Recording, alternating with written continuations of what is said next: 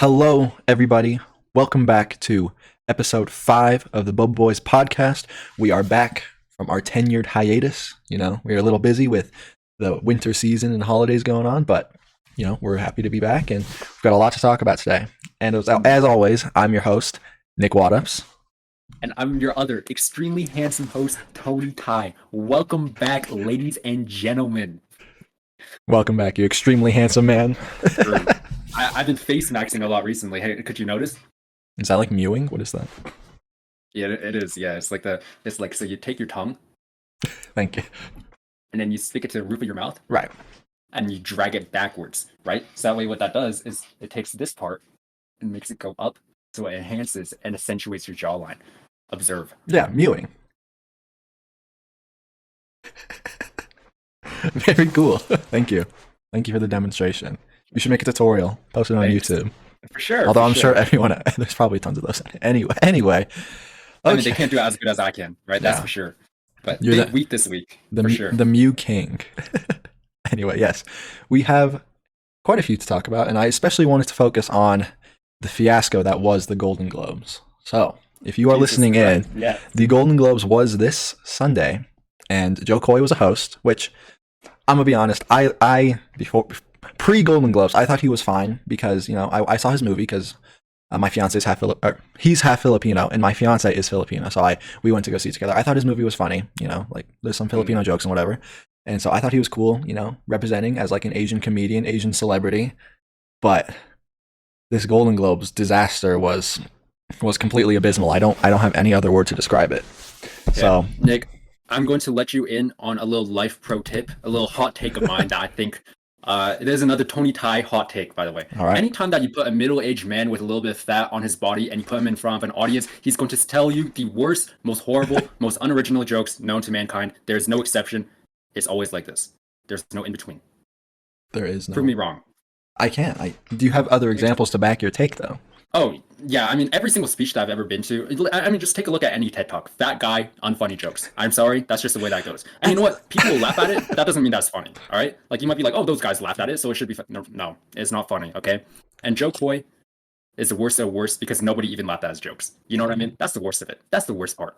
The worst of it is he is labeled as a comedian, So yeah, I would at least appreciate one good joke at least. It's not much, but yeah, that monologue was just abysmal. On top of the sexism and yes, did you have something? You remember? Okay, I do have a shining example. Okay. Do you remember when you and I, in our senior year of high school, we went to a leadership camp? Yes. Okay. That's summer. Okay. Yes. Right. So there was a speech. There was a guy giving a speech, and he was like, "No, listen, guy," and just clarify, he was middle-aged and had a belly. Okay. This is why it's an example. Okay. And he was like, now listen, I know you guys are probably thinking, yeah, this guy's speech is so boring, just get him off the stage. And I called out, at least he's self-aware. You remember that? You were sitting right next to me. Yeah. You were like, ooh. I was like, don't do this. and it was probably the meanest thing that I've ever said to anyone. And I looked at him, at his face, and I actually started to regret it a little bit. Not at the time, but now I do. And he just deflated. He was like, yeah, you were just and he just had to sit there and finish his speech. After you just tanked his morale. I just destroyed it. But to be fair, I was pretty sleep deprived because we spent the entire night before making memes. Yep, I remember that. Good days. Our meme Good page. Times, yeah. So that meme page was legendary. In my defense, he should have made his speech a little shorter. You should have sat down after you said that. Precisely. And that's what Joe Coy should have done after the first 5 flops. He's like, yeah, sorry guys, it's an off day for me.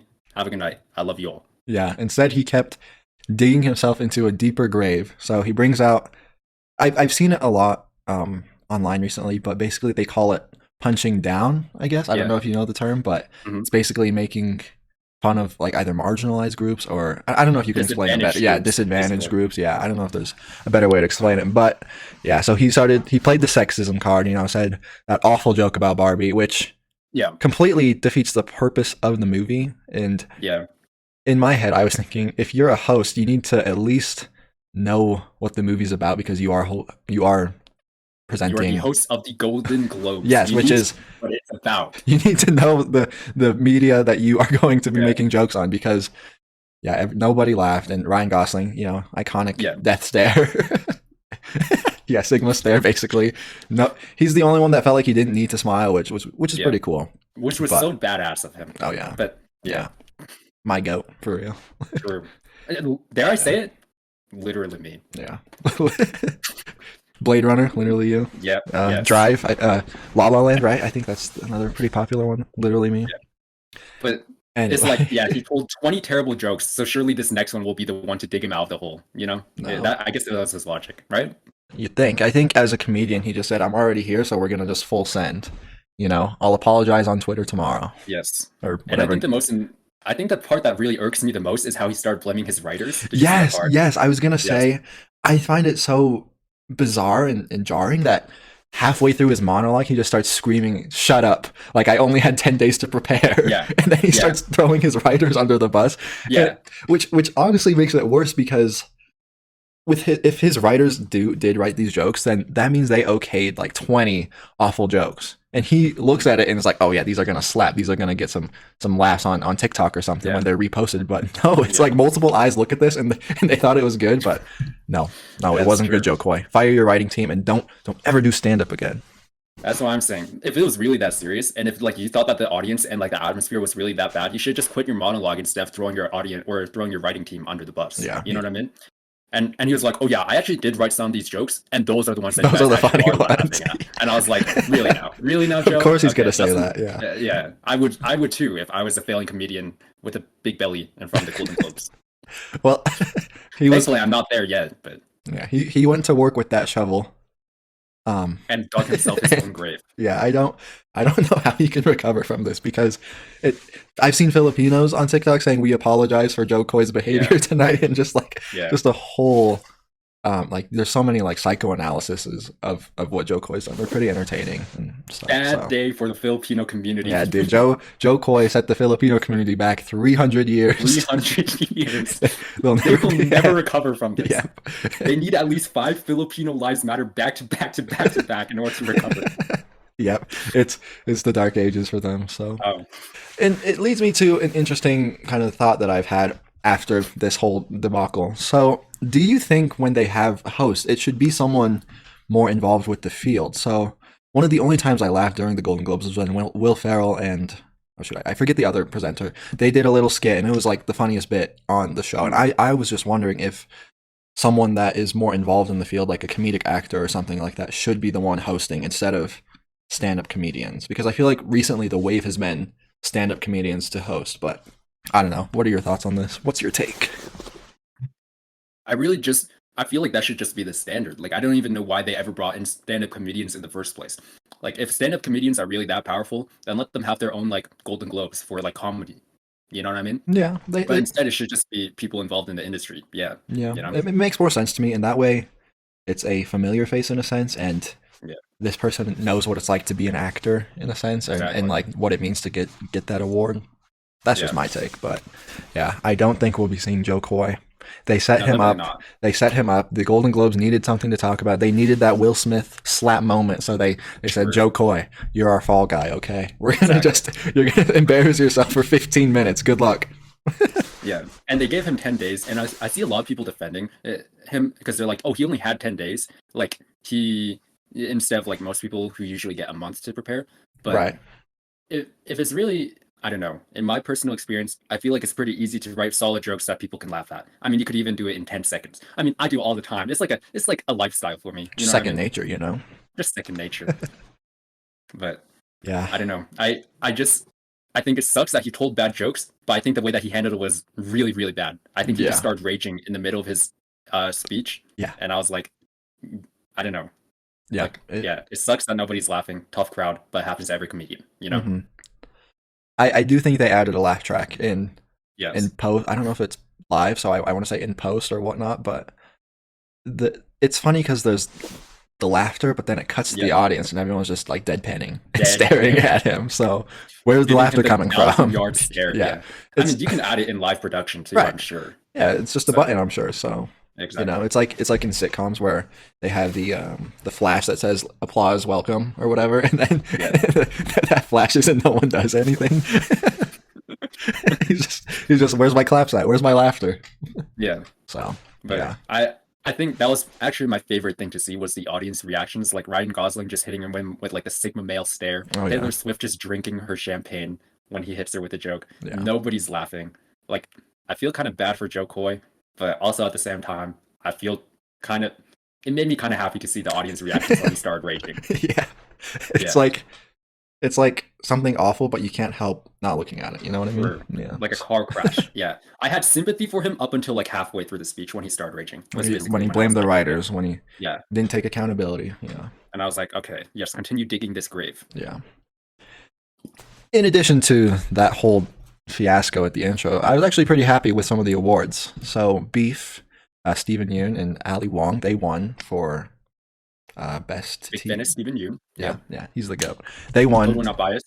Yeah, we're not biased at all. Stephen Yoon is the best actor I've ever seen in my life. Anyway, yeah, so they won for Beef, which I haven't checked out yet, but after seeing that, I did put a few things on my backlog that I need to watch, and hopefully it's good.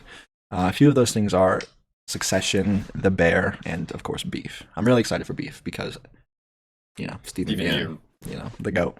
So we'll have to see. And of course, Oppenheimer won a lot. Chris Nolan won director, and it won best drama. So Mm. Oh, very, his speech was really nice because he yeah. credited Killian. Did you know that it's pronounced Killian Murphy instead of Cillian? I did learn Yeah. that after I watched Oppenheimer, because until Yeah. then, for 18 years of my life, I was saying Killian. I always just said Cillian. Yeah. Yeah, I thought it was Cillian But too, but yeah, it's a hard K. yeah. But They should spell it with a mean, K, so it's not so confusing. that's what I'm saying. But I guess it's like his heritage or whatever, and they spell it with a C. I don't know. In But Ireland? I know he's Irish, so I think so. I think so. Yeah. I believe But him. anyways, so Christopher Nolan credited like Killian Murphy, and he's like, "Yeah, you're my partner in crime for the last 12 years." And I was like, "Oh, Yeah. that's really sweet." That's nice. And they have Yeah. been. He has been in movies with Christopher Nolan, but he's never been the lead until Oppenheimer. So it was nice to see, and he did really good. I'm anticipating he'll win the Oscar, but I don't know. Yeah. You think we're gonna get an Oppenheimer 2? What does that mean? A sequel? Yeah. How could they do a sequel? That's a joke, Nick. I don't get Okay, it. never I'm mind. sorry. I'm channeling my inner Joe Coy. Hey, shut up! Shut up! My writers wrote this for me, but all the other jokes that you were laughing at earlier, I made them. But this is just a writer's fault. Okay, shut up. I'll, I'll just say you can't do Oppenheimer 2 if you saw the first one. I don't know where they would go.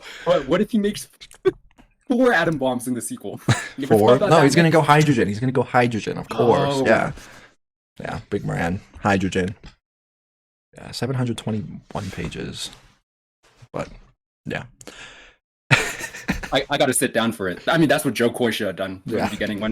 With his first flop, he should have just sat down. Yeah, of course. He should have taken his punches and sat down. But, some people will never learn. I'm sorry, I didn't get your joke, but yes, you need to watch Oppenheimer if you haven't, Mr. Tony. I'm watching you. Yeah. You haven't seen Barbie either, right? No, I have not. You need to watch those. Very good But- movies this year. There's a lot. Boy and the Heron also came out this year, and Miyazaki, right? Yes, I believe his final. I'm gonna say final, quote unquote, because he says it's his final, but you never know. He might come back. I mean, that's what Masahiro Sakurai said for Smash 4, and he came back and made Smash Bros. Ultimate. So, Right. I don't So, know. Maybe never- we're going to see the Smash Bros. Ultimate of Miyazaki films coming out sometime. Yeah, soon. and it's actually gonna like connect all of his previous films Oh, together. the Miyazaki verse? The Miyazaki verse. Yeah. No, but I still need to watch that one. I've heard it's really good, and I heard the dub is actually really, really amazing. So I want to watch it in both sub and dub, just for Robert Okay. Pattinson. I heard Robert Pattinson's the best voice actor in the dub cast, which is pretty stacked. You got Christian Bale, Florence Pugh. Mm. I forget who voices the main character, but Robert Pattinson is the Heron, so he's good. Interesting. Any other movies that really stood out to you during the Golden Globes? Any other awards that you want to talk about? Not, I don't think there were any. I do need to watch The Bear, but I guess I can't say this because I haven't watched it, but to me it's interesting how it was winning for comedy / musical, which also like shouldn't really be in the same category anyway, but we'll talk about that later. But it was winning for comedy, but all the scenes I've seen, I feel like it's more drama. Maybe it is comedy because of how over the top Jeremy Allen White is playing his character. Like There's so many clips where he's just screaming like 38 beefs, 40 chickens now.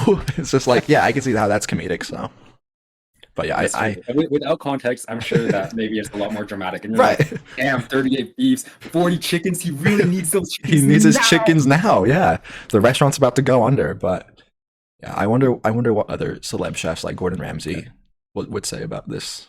But yeah, I'm excited to check that one out. And beef, You of don't even need course. to ask a celebrity chef. I mean, just ask me. I worked in the kitchen ever since I was 12. It really does work like that. It does I work. mean, You just have some guy screaming down your neck. exactly. No, I mean, so I was in charge of like the drive-through and like takeout and whatever. Okay. So the stereotype at like Chinese restaurants is like you'll give an order and you'll be like, so I want some sweet and sour chicken, and they'll immediately start screaming, sweet and sour chicken now, and you'll be like, next, and it's like Mongolian beef now. Don't even get to finish the sentence. Yeah, exactly. Yeah. And he's like, with no onions. Yeah. You know what I mean? The beef's halfway finished, and you got to quickly take out the onions. Exactly. So, Yeah. I mean, it really is like that in any kitchen, and I'm sure that for like a 5-star like Michelin restaurant or like any restaurant with like a large enough staff and a large enough like customer base, it gets intense. It's probably really stressful.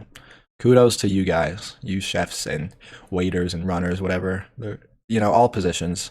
Mm. It seems hectic, and especially on holidays, and yeah, I just feel like the higher you go, the more crowded it is. I feel like, yeah, it just gets really busy. So kudos to you guys. Keep it up. About that.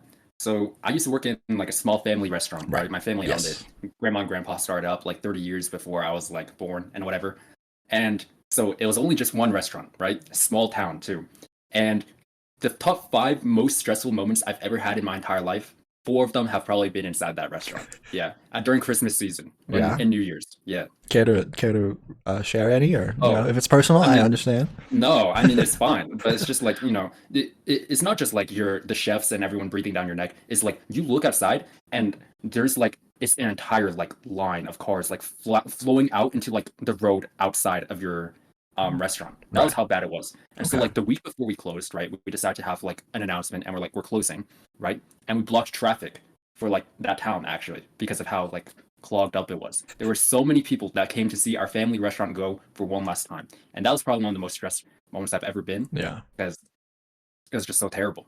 Like it was nice to see all those people caring, but I didn't want to let them down. You know what I mean? Oh yeah. So I was like, we got to get the food going.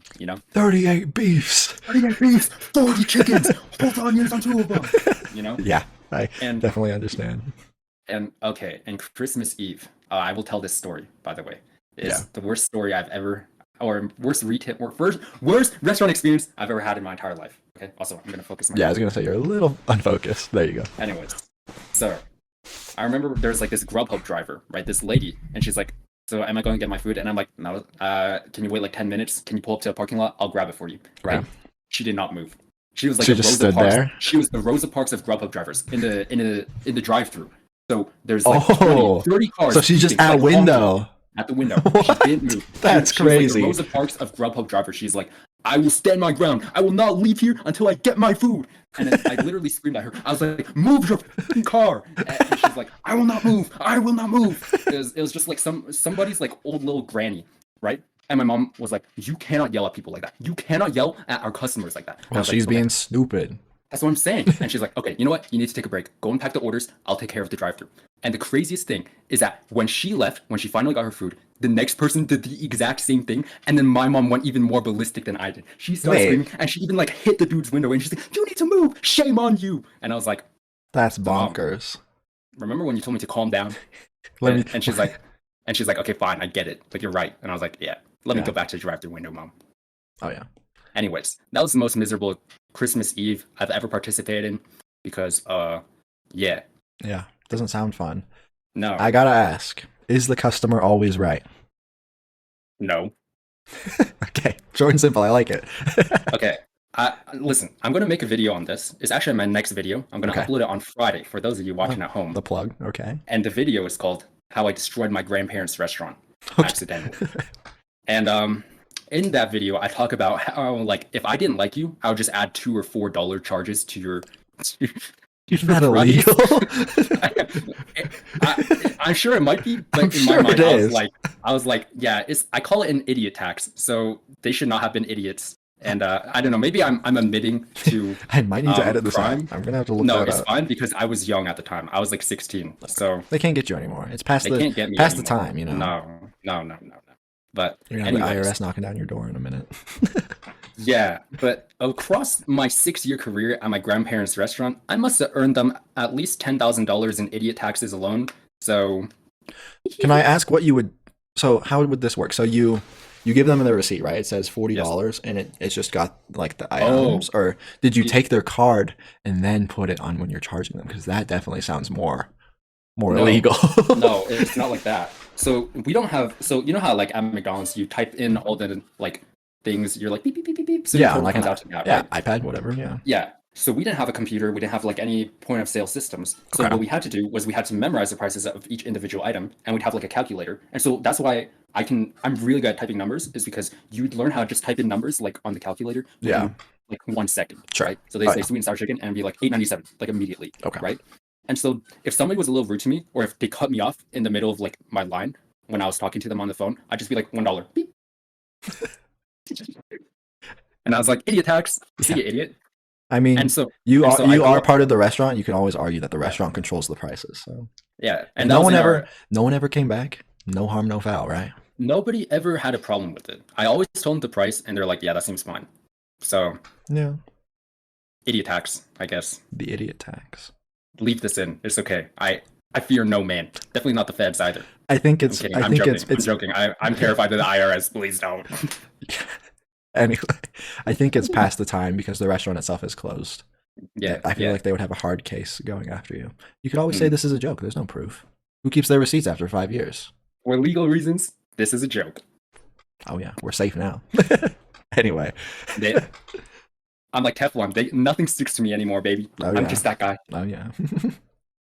Anyways, yeah. That's funny. I hope other people listening don't get this idea. Oh, let me just say, hitting people with idiot taxes is arguably the most satisfying feeling in the entire world. Just saying. Just saying. Can't debate that. But I'm I'll take your I'm word not for it. encouraging you to do it. All I'm saying is that it High feels risk, really, high really, reward. really, really good. It feels really good. Enough said. Anyways, Anyway, how did this start? We talked about Joe Coy, we talked right? about the bear, The bear. the bear, and how stressful it is to run a restaurant. So 40 chickens, 38 beefs, or whatever it is. I don't even know. just needs his dang chickens. Yeah, it's so funny. It's so comical. Yeah. I just need to watch it to know why he's screaming at his staff like this. You know, like You gotta tell me the details too. Yeah, I'll keep you posted. Anyway, moving on to our next topic. So Let's just end the Joe Coy thing with the saying, if you're in a hole, stop digging. Yes, if you're a comedian, good luck. Don't blame your writers, Don't blame your writers. especially after you After flopping After- 20 jokes in a row. don't interrupt your own monologue and scream at the crowd and say, "Shut up! Shut up. I didn't write these jokes. I wrote the funny ones." And those are the ones that you're laughing at. Yeah. Good luck. Okay. Good luck, Joe Coy. I don't think we'll ever see you again, but Good riddance. it's done though. It's a done deal. Yeah. Anyways. Anyway. What's the next topic? What's the next topic? So, about 2 weeks ago, I want to say, a 13-year-old recently beat Tetris. They didn't think it could be done, but he did it. And The kill screen.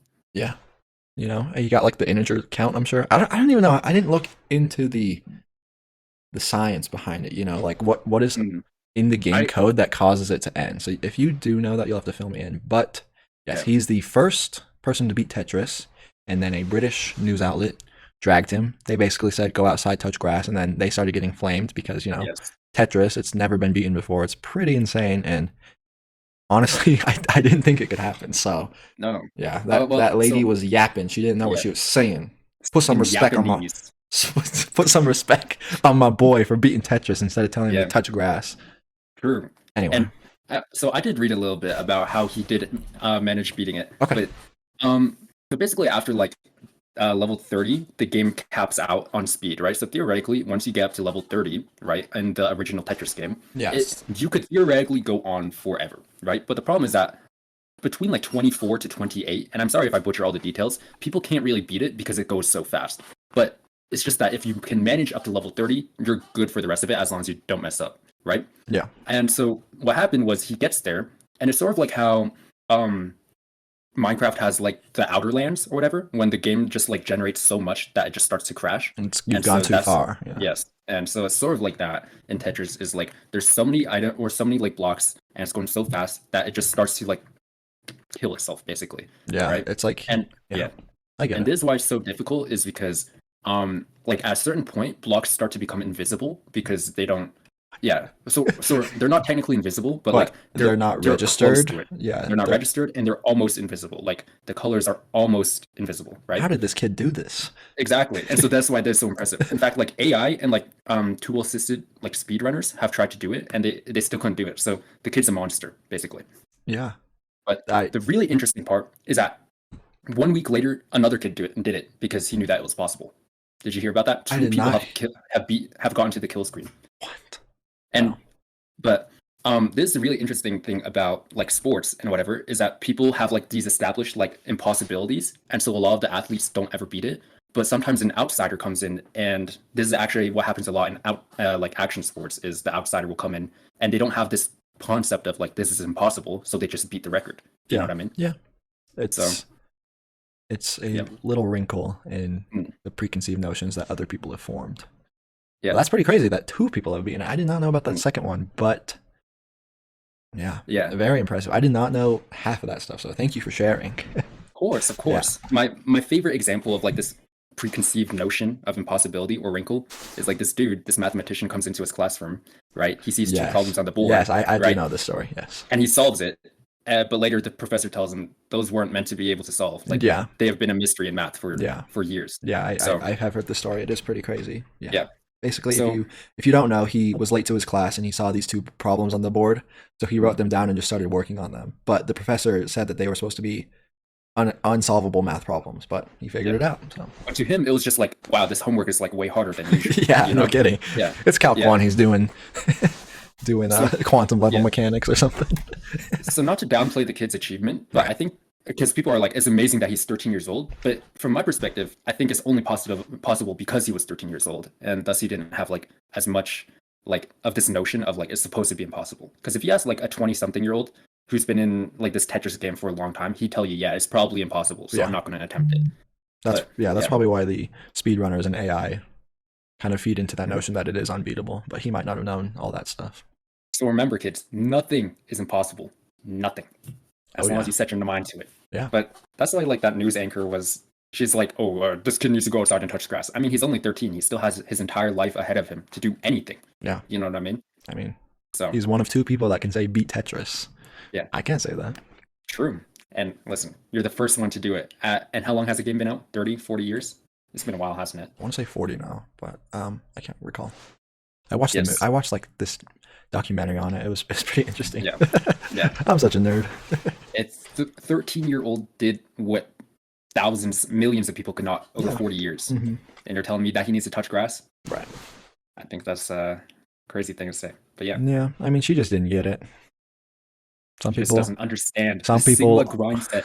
some people always just try to downplay others' achievements. True. So True. yeah, I do like that story about how an outsider does show people like that. Yeah. You know, it's not what they believe or not always what it seems. So very interesting. Yeah. I'll have to see if there's other examples of that besides the math one. Oh, I've got a dozen of these in the chamber because I've actually been reading a book about it. It's called Okay. The Art of Impossible by Stephen Kotler, and he talks about like how athletes and artists have like broken human limits or like peak performance basically. Okay. And so like for a long time, you know, like because surfing has been around for what thousands of years, like you know, ancient civilizations or ancient tribes used to do it. And so what a lot of people believe was like the highest wave that you could ever surf was like 30 feet, just because the laws of physics would just bring you down. It would that like point. curl, right? That's what I would think. But Precisely. But you know, nowadays you look at like surfers and they're riding like like 100-foot waves, 50-foot waves. You know what I mean? Like 30 is just like light work to them at that point. because someone yeah. did it first, and now other people Exactly. realize. Okay, interesting. And like I'm pretty sure that most of these people like who beat the 30-foot waves were probably just like, yeah, I bet I could beat a 30-foot wave. They didn't know that for like literally thousands of years. They just assumed that 30 foot was like the limit. You know what I mean? Yeah. So You do You have can break. to. Yeah. You do have to have the right conditions though, because if the wave starts to break early or something, then Yeah. obviously you can't surf it. So, but Yeah. yeah, I get what you mean. It is Mhm. cool to see how limits are tested, and you experiment a little and see what happens. And so, it happens, like I said, all the time in action sports. Just random dudes coming in and Yeah, they just have a love for the sport and then they break every single record that is conceivable. yeah. I, Mhm. I think that's true, especially in like the Olympics, where it just feels like people keep getting faster and faster, and Mm. in swimming, for example, or Mhm. you know, there's there's just different achievements that people make. So pretty Yeah. crazy, you know. Or like a 4-minute mile. Yeah, People thought it was impossible. One guy runs a 4-minute mile. Immediately, people start running a 4-minute mile yeah, after him. It's the same thing with the Tetris kid. yeah. You know, Oh yeah. both impressive. But We'll have to see in the following month or year if any more people end up beating Tetris. yeah, So, but at the end of the day, if you're not first, it doesn't matter quite as much. It's still impressive, but the first is definitely the best for sure. the And first, the so, one to prove it's possible, always gets the credit. and he deserves it for sure. Oh yeah, the Yeah. reaction time you need just to handle everything is insane. Especially if they go invisible or like unrendered. I'll say Unrendered. Yeah. so.